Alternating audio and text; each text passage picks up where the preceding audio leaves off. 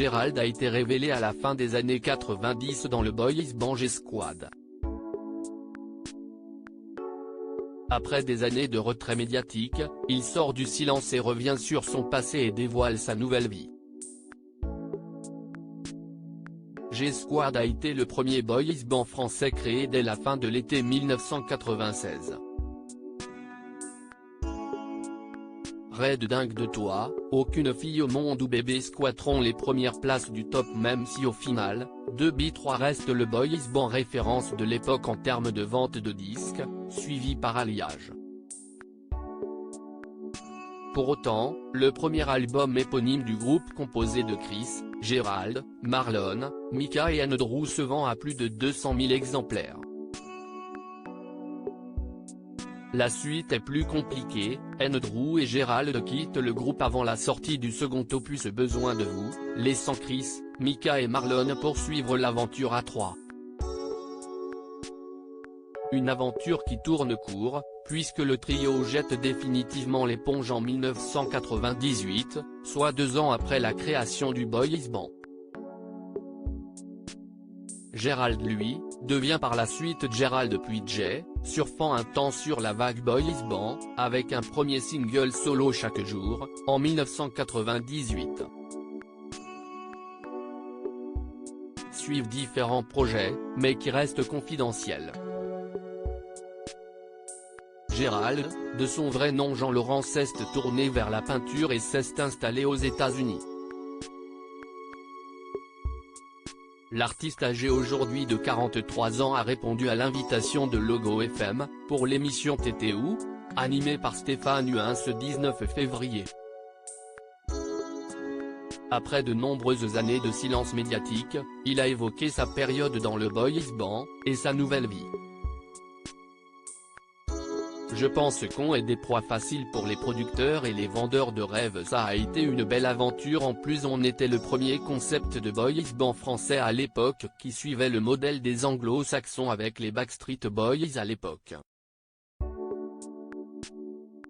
Ça a été une de ces expériences un petit peu bizarres et qui a eu pas mal de succès et puis voilà c'était une belle aventure, commence-t-il. Gérald revient sur l'énorme phénomène des boys band à l'époque.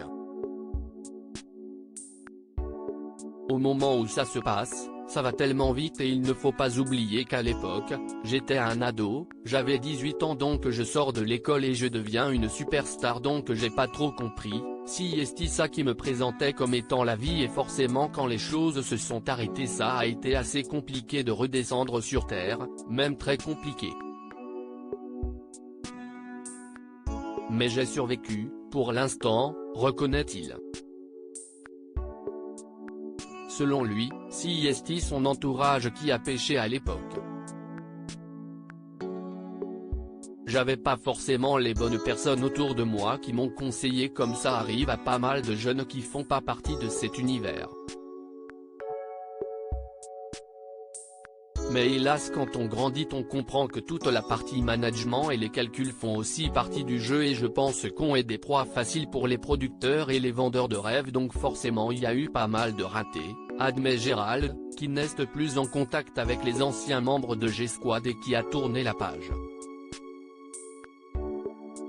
Gérald évoque sa passion destructrice pour la peinture après j'ai décidé de raccrocher et visiter le monde, ce que je continue à faire 20 ans plus tard.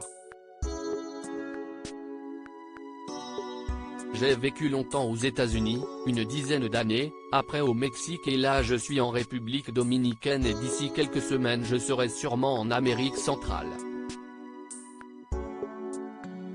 On a une grande planète, donc autant voir d'autres cultures, d'autres gens et comprendre comment l'humanité fonctionne, explique celui qui a eu une grande passion destructrice pour la peinture.